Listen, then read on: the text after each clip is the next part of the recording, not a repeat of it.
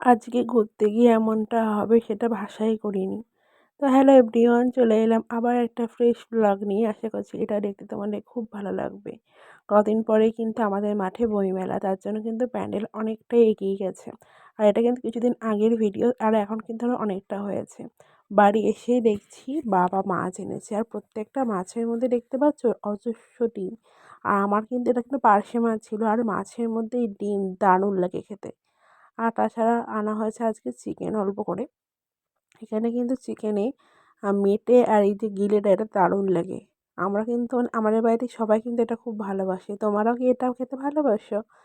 তারপর দেখো, আমি আজকে মাকে বললাম যে আমি ধোয়াধুয়িটা করে দিচ্ছি, কারণ আমি এক জায়গায় বেরোবো। সেজন্য ঝটপট করে দেখো বাড়ি এসে আগে আমি মাছটা ধুয়ে দিচ্ছি। আর মাকে বললাম, মা আগে আমার একটা মাছ ভাজা করে দাও। তোমরা আজকে আমাকে দেখেছো মিনি শার্টে আমি ছেড়েছি।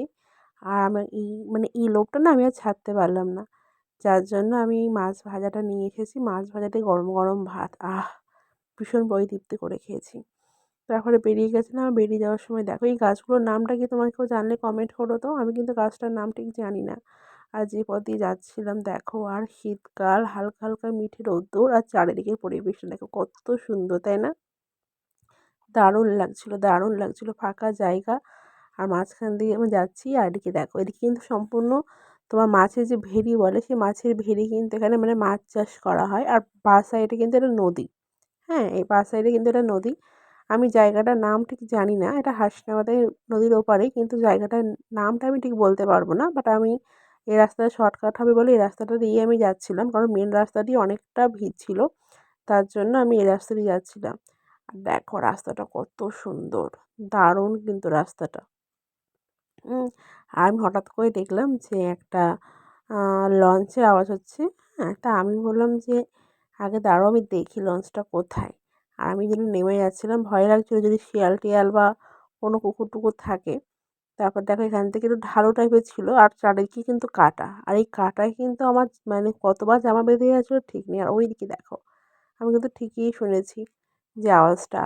তাই এখানে এসেছিলাম ভিডিও করতে, তা এগোবো না কারণ সামনে কিন্তু অনেকটা কাদা। আর ওইদিকে দেখো, দেখতে পাচ্ছ দারুণ কিন্তু ভিউটা, খুব সুন্দর। আমারও না এরকম জায়গা না দেখলে না মনটা ভালো হয়ে যায়।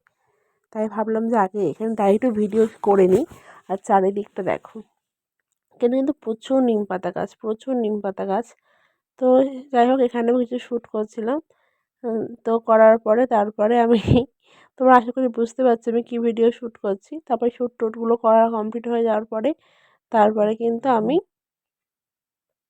বেরিয়ে গেছিলাম এখানে। তারপরে দেখো বাড়ি চলে এসেছি, আর এখন দেখো ওই মা গরুটাকে বাছুরকে কত সুন্দর করে আদর করছে। তো চলো টাটা গাইস, আজকের মতো এইটুকুই। আবার পরে দেখা হবে।